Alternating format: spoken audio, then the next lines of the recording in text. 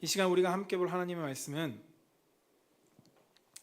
역대하 7장 12절에서 18절까지의 말씀입니다. 역대하 7장 12절에서 18절까지의 말씀입니다.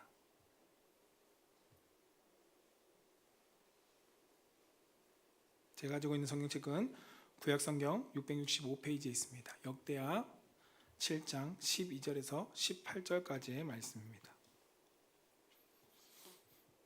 우리 한 절씩 교독하겠습니다. 밤에 여호와께서 솔로몬에게 나타나 그에게 이르시되 내가 이미 내 기도를 듣고 이곳을 택하여 내게 제사하는 성전을 삼았으니 혹 내가 하늘을 닫고 비를 내리지 아니하거나 혹 메꾸드리들에게 조산을 먹게 하거나 혹 전염병이 내 백성 가운데 유행하게 할 때 내 이름으로 일컫는 내 백성이 그들의 악한 길에서 떠나 스스로 낮추고 기도하여 내 얼굴을 찾으면 내가 하늘에서 듣고 그들의 죄를 사하고 그들의 땅을 고칠지라. 이제 이곳에서 하는 기도에 내가 눈을 들고 귀를 기울이리니 이는 내가 이미 이 성전을 택하고 거룩하게 하여 내 이름을 여기에 영원히 있게 하였음이라. 내 눈과 내 마음이 항상 여기에 있으리라.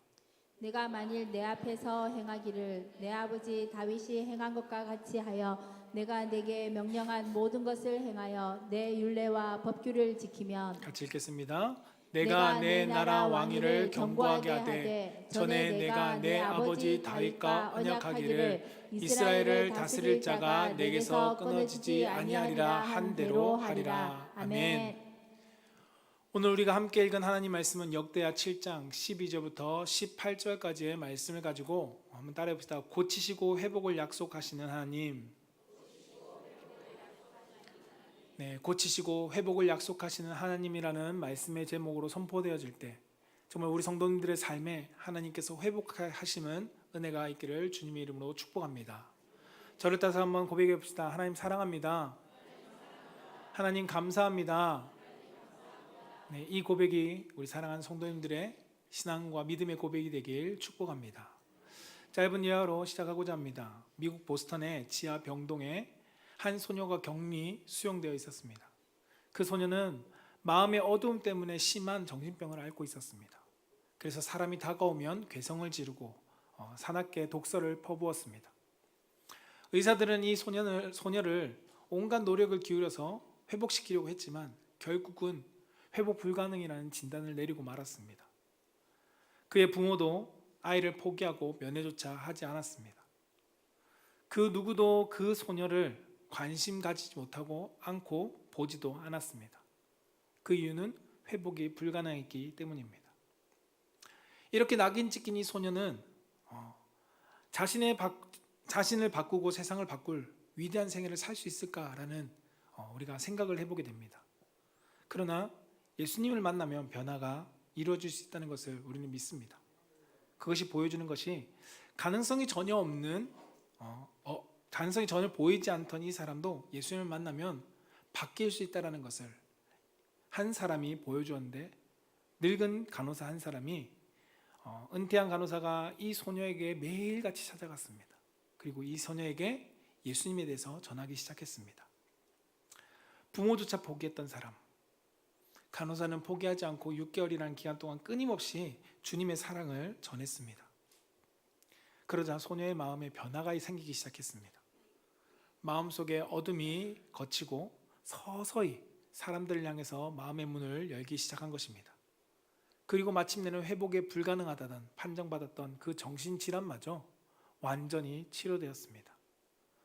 마음의 빛을 찾은 이 소녀는 자신과 같은 정신적인 아픔, 질환을 가진 사람을 내가 돕기로 헌신하고 결단하였습니다. 이 소녀가 누구냐면 헬렌 켈러에게 세상의 빛을 이끈 앤 설리반 메이시라는 사람입니다. 이 한 사람이 헬렌 켈러라는 세상의 위대한 사람을 만들었죠. 그러나 그도 그의 아픔 가운데 세상이 변화할 수 없다는, 회복 불가능하다는 그 삶에서 그리스도를 만나니까 그 삶의 회복이 일어났다는 것입니다. 예수님을 만나면 회복은 일어납니다. 오늘 본문은 하나님께서 솔로몬에게 찾아와 말씀해 주시는 장면입니다. 정확히 말하면 이 솔로몬이 성전 낙성식 때 하나님께 간절히 백성을 위해 기도했습니다.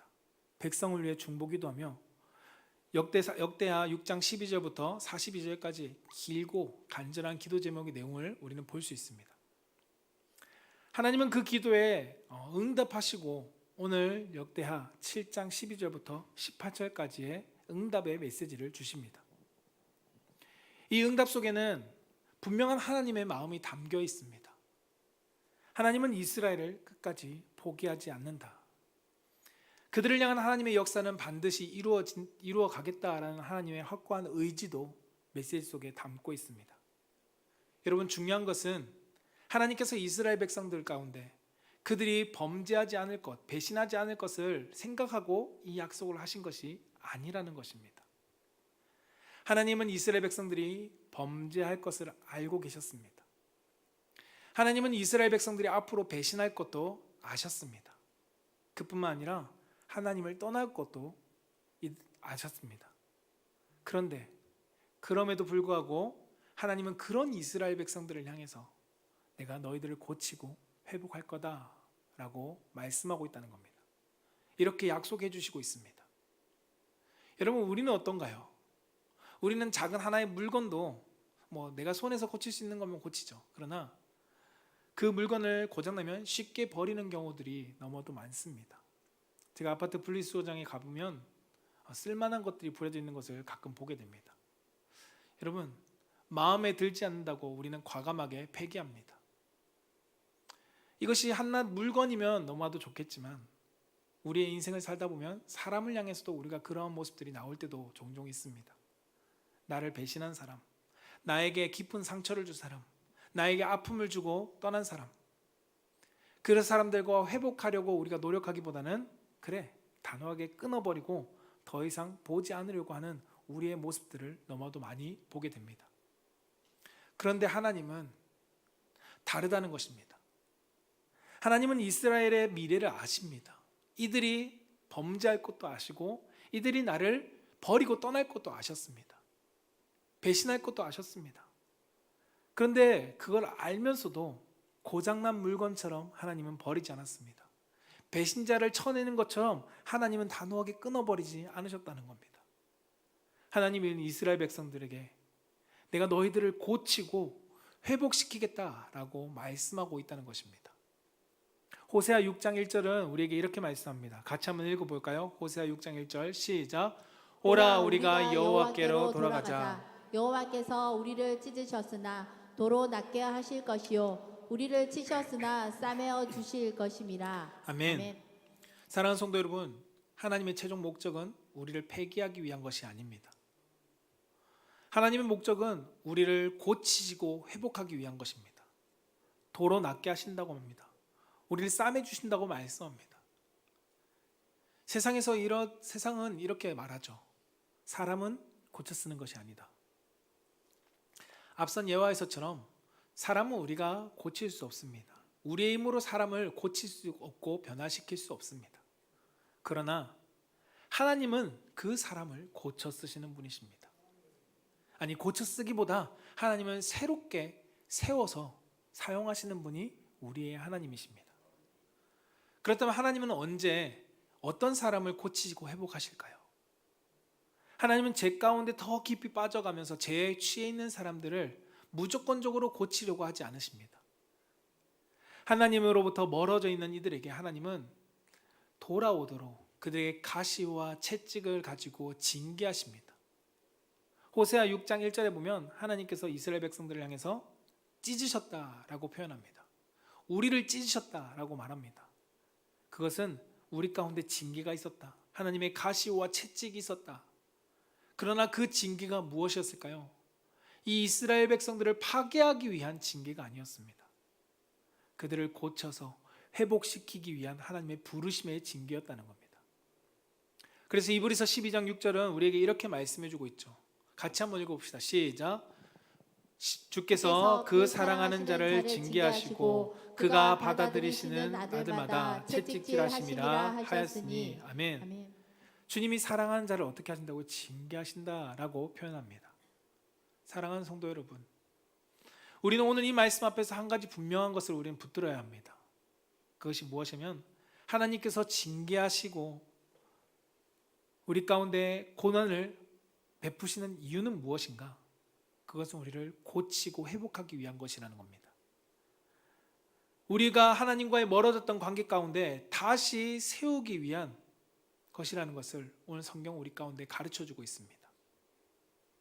하나님은 우리를 고치시고 회복시킬 것을 약속해주고 있습니다. 저는 우리 사랑하는 성도님들이 이 약속의 말씀을 붙들고 하나님 앞에 더 나아감으로써 하나님과의 회복된 관계 속에 그분이 주신 놀라운 은혜를 경험하며 누리는 성도가 되기를 주님의 이름으로 축복합니다.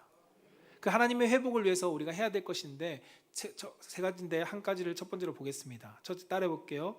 자신의 악한 길에서 떠나야 합니다. 네, 하나님의 회복은 자신의 악한 길에서 떠날 때 이루어진다는 것입니다. 오늘 역대하 7장 14절은 이렇게 말씀합니다. 내 이름으로 일컫는 내 백성이 그들의 악한 길에서 떠나. 뭐라고요? 내 이름으로 일컫는 내 백성이 그들의 악한 길에서 떠나 라고 말씀합니다.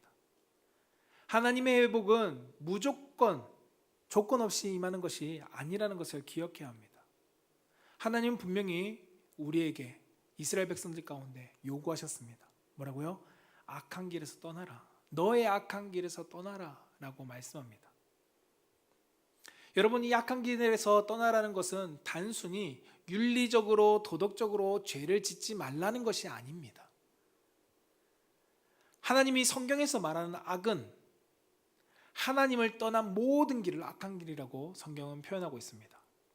내 삶에 하나님이 없는 삶, 그것은 악한 길을 가는 자들의 모습입니다.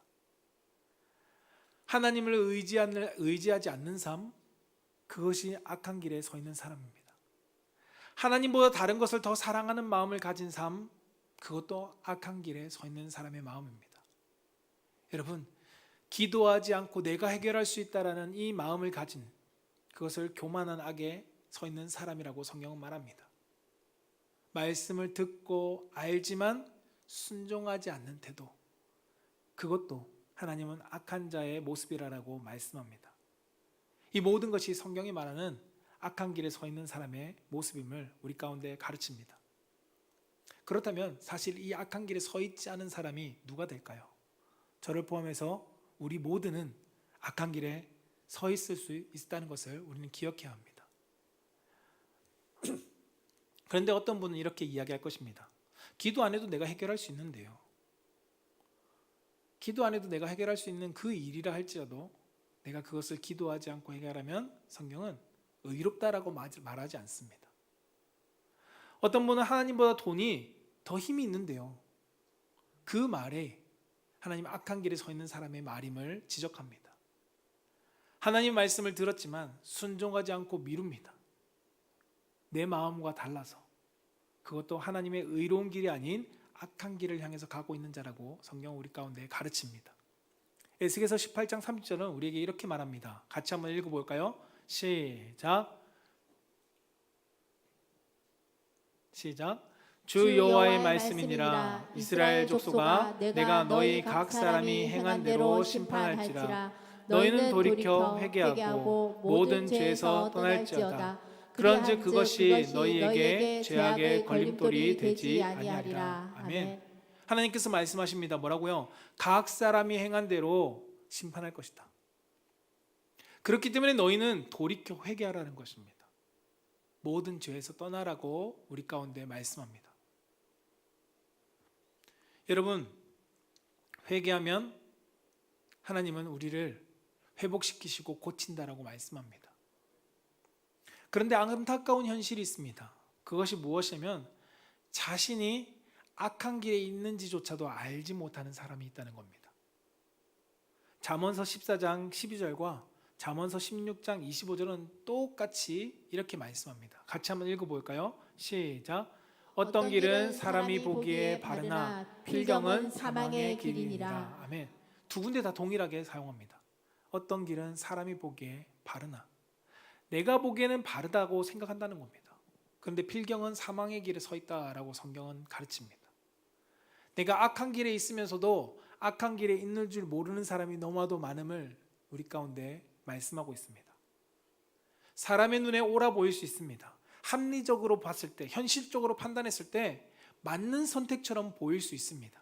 그러나 하나님을 떠난 길이라면 그 끝은 반드시 사망의 길이라는 것입니다. 하나님은 우리가 사망을 향해 가는 악한 길에서 돌아서기를 원하고 계십니다. 그리고 말씀을 통해서 우리가 깨닫기를 원하고 계시다는 겁니다. 그러나 문제는 모든 사람이 그 말씀을 받아들이지 않는다는 것이죠. 성경에 그러한 모습들이 등장합니다. 역대하 16장 10절에 보면 아사 왕이 선지자 하나냐에 지적하는 말에 받아들이지 않습니다. 하나님께서 회개를 요구하지만 그 회개를 하지 않습니다. 함께 읽어볼까요? 시작. 아사가 노하여 선견자를 옥에 가두었으니 이는 그의 말에 크게 노하였음이며 그때에 아사가 또 백성 중에서 몇 사람을 학대하였더라. 아멘. 선견자를 통해서, 하나님의 선지자를 통해서 말씀하지만 그가 돌아서지 않습니다. 회개하지 않습니다. 내 길이 바르다 여기고 그대로 행합니다. 여러분, 구약에만 있는 것이 아닙니다. 예수님께서 회당에서 많은 유대인들, 그 유대인들에게 책망하며 가르치실 때 그들이 깨닫고 회개하며 슬피 우는 것이 아니라 분노합니다. 누가복음 4장 28절에 회당에 있는 자들이 이것을 듣고 다 크게 화가 나서라고 표현합니다. 예수님이 그들 가운데 복음을 전하면서 하나님의 천국 말씀을 전하지만 그들은 그것을 바르게 알지 못하고 오히려 그것에 분을 냅니다. 사랑하는 성도 여러분, 하나님께서 말씀을 통해 우리에게 깨닫게 하십니다. 그때 우리는 선택할 수 있어야 합니다. 여러분, 무엇을 선택하겠습니까? 내 교만이라는 악한 길에서 돌아설 것을 선택해야 합니다. 세상에 더 사랑했던 것들을 내가 내려놓고 악의 길을 떠날 것을 선택해야 한다는 겁니다. 말씀에 순종하지 못했던 그 길을 우리는 버리고 말씀을 향하여 떠나갈 수 있어야 합니다. 여러분, 하나님은 우리를 정죄하시는 분이 아닙니다. 하나님은 우리를 정죄하기 위해서 우리를 깨닫게 하시는 것이 아니라는 겁니다. 하나님은 회복해 하시기 위해서 우리에게 깨달음을 주십니다. 그래서 하나님은 오늘도 우리에게 악한 길에서 떠나라 라고 말씀합니다. 여호와께 돌아오라 라고 우리를 부르고 계십니다. 이사야서 55장 6절에서 7절은 이렇게 말씀합니다. 같이 한번 읽어볼까요? 시작. 너희는 여호와를 만남한 때에 찾으라. 가까이 계실 때에 그를 부르라. 악인은 그의 길을, 불의한 자는 그의 생각을 버리고 여호와께 돌아오라. 그리하면 그가 긍휼히 여기시리라. 우리 하나님께로 돌아오라. 그가 너그럽게 용서하시리라. 아멘. 여호와를 만날 만한 때, 그때 여러분 찾으라고 성경은 말씀합니다. 어떻게 찾을까요? 악인은 그의 길을, 불의한 자는 그의 생각을 버림으로써 하나님께 나아가는 겁니다. 여호와께 돌아가는 겁니다. 그리하면 하나님이 우리를 긍휼히 여기신다라고 성경은 말씀합니다. 우리를 너그럽게 용서하신다라고 말씀합니다. 우리를 회복시켜 주신다라고 말씀하고 있습니다. 이 본문의 말씀은 약속입니다. 악한 길에서 떠나서 여호와께 돌아올 때 내가 묻지 않고 너희들을 회복시켜 줄게. 내가 묻지 않고 너희를 고칠게 라고 말씀하고 있습니다. 사랑하는 성도 여러분, 이 25년 이제 몇 주 남지 않았습니다. 이 시간 우리의 삶을 한번 되돌아보십시오. 나의 삶이 어떠한 길을 향해 나아가고 있었는지, 하나님을 떠난 영역에 있지는 않았는지, 하나님을 더 의지하지 않고 내가 세상의 것을 더 의지하며 살아가진 않았는지, 여러분, 우리의 삶을 되돌아보면 우리는 결단할 수 있어야 합니다. 이제는 하나님을 더 의지하는 것, 하나님 말씀에 순종하지 못했던 길을 우리는 정산해야 합니다. 돌아서야 합니다. 오늘 우리가 향하고 있던 그 악의 길에서 돌아서야 한다는 것을 성경은 우리 가운데 말씀해 줍니다. 그럴 때 하나님은 우리를 너그럽게 품어주십니다. 그리고 우리를 용서해 주시고 고치시고 회복시켜 준다라고 말씀하고 있습니다. 저는 우리 사랑하는 성도님들이 하나님의 은혜의 손길 안에서 고침받고 회복되는 성도가 되기를 축복합니다. 그래서 이 26년, 다가올 26년에 새롭게 믿음으로 도전하며 나아갈 수 있는 저와 우리 성도님 되시기를 주님의 이름으로 축원합니다. 두 번째 하나님의 회복은 따라해봅시다. 자신을 낮추고 하나님께 기도하며 찾아야 합니다. 네, 자신을 낮추고 하나님께 기도하며 찾을 그때 하나님은 우리를 회복시켜 주십니다. 하나님의 고치신 거 회복은 단순한 악의 길에서 돌아서는 것만이 아닙니다. 떠나는 것만이 아니라는 것입니다. 돌아섰다면, 그것을 벗어났다면 우리는 어디로 가야 할까요? 하나님께로 가야 합니다. 하나님 앞에 자신을 낮추고 하나님을 찾고 그분을 구하며 그분을 주인으로 모시며 살아가야 한다는 것입니다. 오늘 본 말씀인 역대하 7장 14절, 15절은 14절 후반부부터 15절은 이렇게 말씀합니다. 같이 한번 읽어볼게요. 시작. 스스로 낮추고 기도하여. 자, 스스로부터 읽읍시다. 시작. 스스로 낮추고 기도하여 내 얼굴을 찾으면 내가 하늘에서 듣고 그들의 죄를 사하고 그들의 땅을 고칠지라. 이제 이곳에서 하는 기도에 내가 눈을 들고 귀를 기울이리니. 아멘. 오늘 본문 말씀 가운데 하나님 분명히 말씀해 주시죠. 회복의 조건을 어떻다고요? 스스로 낮추는 겸손함과 하나님의 얼굴을 찾는 기도, 그것을 행하라는 것입니다. 하나님을 우리는 찾을 수 있어야 되고 우리 스스로를 하나님 앞에 낮은 존재로서 여기며 나아갈 수 있어야 합니다. 오늘 하나님께서 솔로몬에게 말하는 15절에 이제 이곳에서 하는 기도에 내 눈을 들고 라고 말씀합니다. 여러분, 이곳이 어디일까요?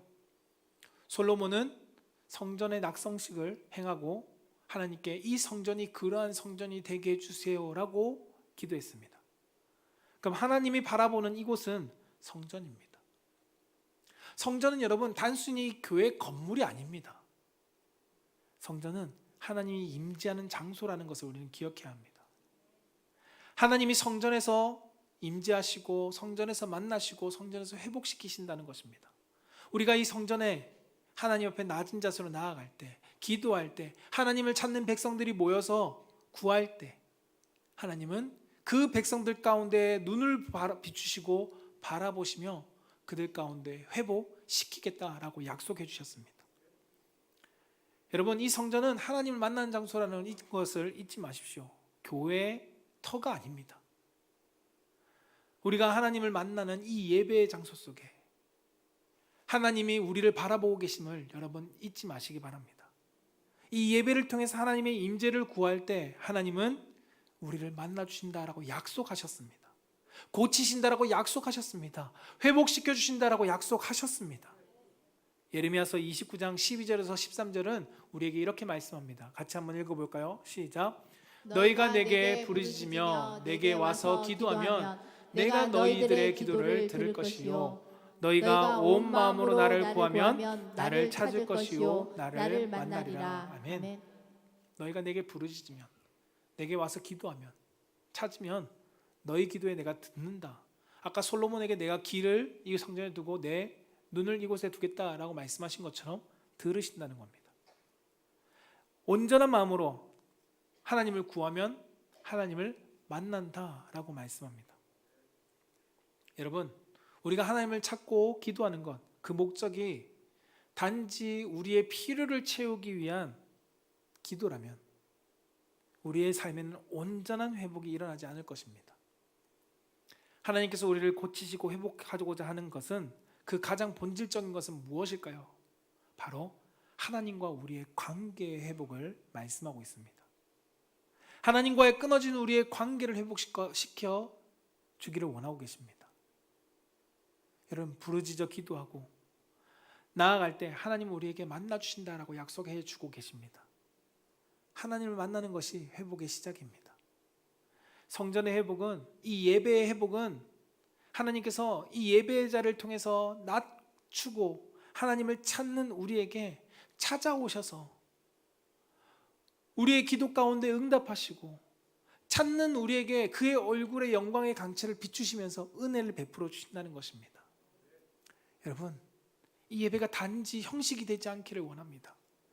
하나님과의 거룩한 만남의 자리가 되기를 축복합니다. 이 만남이 이루어질 때 우리는 영적인 회복이 일어납니다. 한 주간 세상 속에서 치여있던 우리의 상한 심령이 하나님과의 만남을 통해서 찾고 구하는 그 현장을 통해서 회복되어질 수 있다고 성경은 우리 가운데 분명히 말씀하고 있습니다. 왜요? 하나님은 내가 이 성전을 향해 눈과 마음을 두었다라고 말씀하셨기 때문입니다. 역대하 7장 16절에 말하죠. 이는 내가 이미 이 성전을 택했고 거룩하게 하여 내 이름을 여기에 영원히 있게 하였음이라. 내 눈과 내 마음이 항상 여기에 있다. 예루살렘 성전이 아닙니다. 하나님을 예배하는 그 처소 가운데 있다는 겁니다. 하나님은 이미 낮추고 하나님을 예배하는 자들을 향해 지켜보고 계심을 여러분 잊지 마십시오. 예배자를 향한 하나님은 마음을 항상 두고 있습니다. 사랑하는 성도 여러분, 여러분 앞에 어떤 마음을 가지고 나아가고 계십니까? 여러분 하나님 앞에 우리 지난 시간 말씀처럼 예배를 드릴 준비가 되어 계십니까? 하나님과 함께할 준비가 되어 있으십니까? 하나님은 언제든지 겸손한 자와 자기를 낮추는 자와 함께할 준비가 되어 계신 분이십니다. 나에게 그러한 자세를 요구하고 그러한 마음을 요구하고 계십니다. 왜요? 함께하고 싶어서. 우리와 함께하고 싶어서 하나님 우리에게 나아오라, 돌아오라, 너의 자신을 낮추고 나를 찾으라 라고 말씀해주고 있습니다. 이것은 마치 탕자의 아버지가 아들이 돌아오기만을 기다리는 것 같습니다. 탕자의 아버지는 탕자가 돌아오기를 기다리면서 아무것도 안 하고 있던 것이 아닙니다. 모든 것을 준비해 놓고 있었습니다. 내 아들이 돌아오면 잔치도 열고 그리고 회복도 시켜야지. 모든 것을 준비해 놓고 있었습니다. 탕자가 그동안 그것을 누리지 못한 이유는 돌아오지 않았기 때문에, 낮추지 않았기 때문이었습니다. 그러나 그가 자기의 잘못을 깨닫고 아버지 앞에 겸손하게 낮은 자세로 돌아왔을 때 아버지는 그 아들에게 준비했던 모든 것을 누리게 해줍니다. 하나님도 동일합니다. 우리가 하나님께 낮은 자세로서 하나님을 찾고 구할 때 하나님과의 우리의 관계는 회복되어지고 우리의 관계뿐만 아니라 우리의 삶을 하나님은 회복시켜 주십니다. 사랑하는 성도 여러분, 이제 우리가 겸손히 하나님께 나아갑시다. 탕자가 아버지와 함께 온전한 회복을 누렸던 것처럼 하나님과의 우리 관계 속에 이 회복의 은혜를 누리기를 소망합니다. 저는 그래서 오늘 우리 사랑하는 성도님들이 이 예배 속에 더 나아가서 여러분들이 삶에서 하나님께 드리는 예배 속에서 하나님이 상한 심령과 아픈 마음들과 상처들을 고쳐주시고 회복시켜주시고 은혜로 채워주시는 놀라운 은혜를 경험하는 성도님 되시기를 주님의 이름으로 축원합니다. 세 번째는 하나님 회복하시는 세 번째는 따라해봅시다. 하나님의 계명을 지킬 때입니다. 네, 하나님의 계명을 지킬 때 하나님은 우리의 삶을 회복시켜 주십니다. 역대하 7장 17절에서 18절 말씀을 같이 한번 읽어보겠습니다. 시작. 내가 만일 내 앞에서 행하기를 내 아버지 다윗이 행한 것과 같이 하여 내가 내게 명령한 모든 것을 행하여 내 율례와 법규를 지키면 내가 내 나라 왕위를 견고하게 하되 전에 내가 내 아버지 다윗과 언약하기를 이스라엘을 다스릴 자가 내게서 끊어지지 아니하리라 한 대로 하리라. 아멘. 하나님께서 솔로몬에게 주신 마지막 회복의 약속은 무엇이냐면 말씀에 대한 순종을 요구하십니다. 다윗이 행한 것이 무엇일까요? 하나님의 말씀을 지키면서 하나님과의 관계를 끊지 않았습니다. 하나님과의 언약의 관계가 끊어지지 않았다는 것입니다. 다윗이 그렇다고 완전한 사람이었을까요? 다윗은 완전한 사람이 아니었습니다. 인간의 도덕과 율법적으로 보았을 때 인간 못한 모습도 보인 적이 있습니다. 그러나 하나님은 그가 말씀으로 돌이켜서 다시금 하나님께 낮아지게 나올 때 그를 묻지 않고 회복시켜 주셨습니다. 다윗은 돌이킬 줄 아는 사람이었습니다. 돌아설 줄 아는 사람이었습니다. 왜냐하면 말씀을 삶의 기준으로 삶은 사람이었기 때문입니다.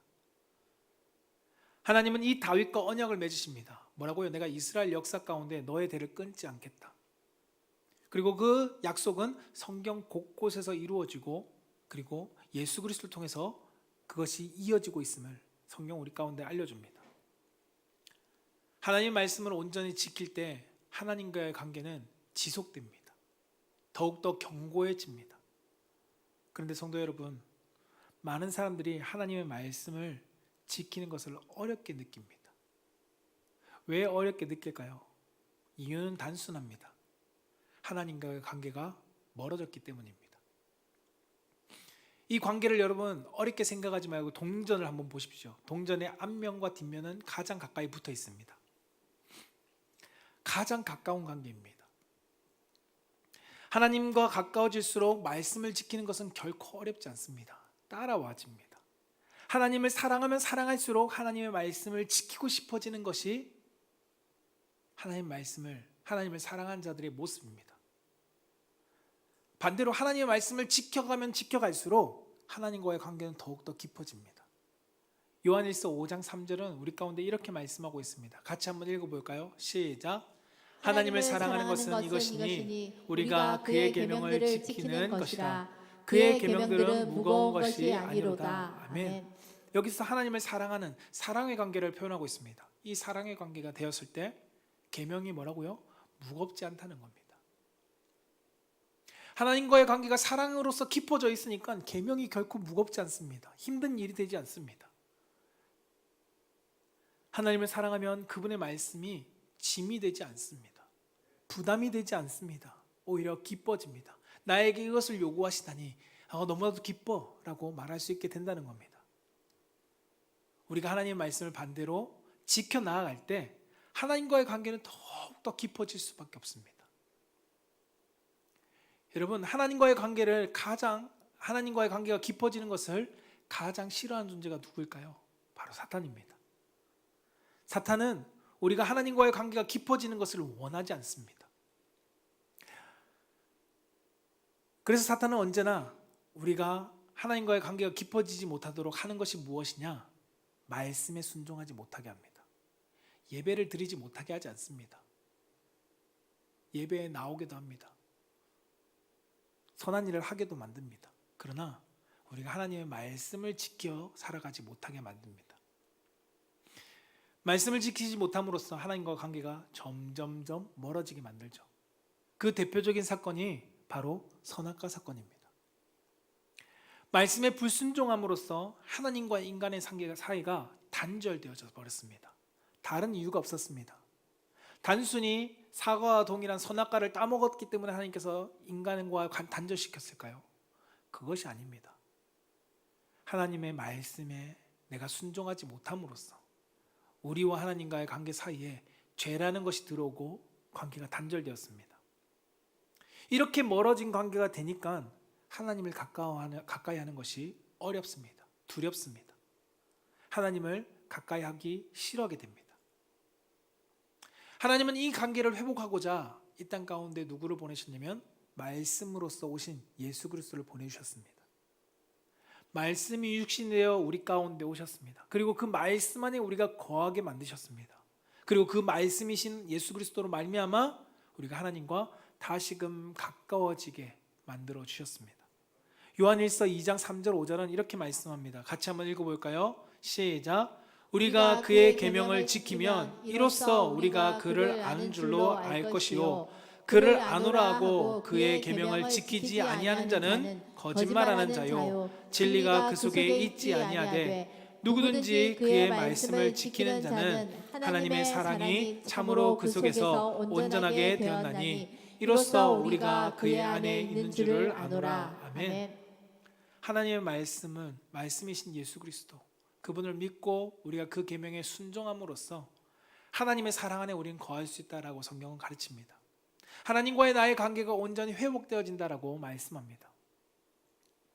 거짓말하는 자들, 계명을 지키지 않는 자들은 무엇이 없다고요? 진리가 그 속에 없다는 겁니다. 하나님의 말씀이 그 속에 없는 사람입니다. 말씀을 지키는 자는 그러나 하나님의 사랑 안에 거한다. 여러분, 우리는 이 사실을 결코 잊어서는 안 됩니다. 하나님은 우리와의 온전한 관계를 맺기 위해 이 땅 가운데 말씀이 육신되어서 예수 그리스도를 보내주셨습니다. 우리는 예수 그리스도를 통해서 하나님과의 온전한 관계를 회복할 수 있습니다. 말씀이 육신되어서 오신 예수 그리스도를 우리는 그렇기 때문에 바라보아야 하고요. 말씀이 육신되어서 오신 예수 그리스도와 함께 우리는 동행해야 합니다. 그리고 그분이 말씀하시는 그 계명을 우리는 지켜 나아가야 합니다. 우리가 그 계명 안에, 그 그리스도의 계명 안에 벗어나지 않을 때, 그 계명 안에 머물러 있을 때 우리는 하나님과의 온전한 회복의 관계를 누릴 수 있게 됩니다. 사랑하는 성도 여러분, 에베소서 2장 13절은 우리 가운데 이렇게 말씀합니다. 이것을 기억하십시오. 함께 읽어봅시다. 시작. 이제는 전에 멀리 있던 너희가 그리스도 예수 안에서 그리스도의 피로 가까워졌느니라. 아멘. 뭐라고 말씀하죠? 전에 멀리 있던 너희. 하나님의 말씀을 내 삶 가운데 단절시킴으로써 내가 끊어져 있던 너희가 이제 말씀이 육신되어서 오신 예수 그리스도 안에 있음으로써 그 피로 말미암아 어떻게 됐다고요? 가까워졌다라고 말씀합니다. 하나님과 가까워진 관계를 성경은 말씀합니다.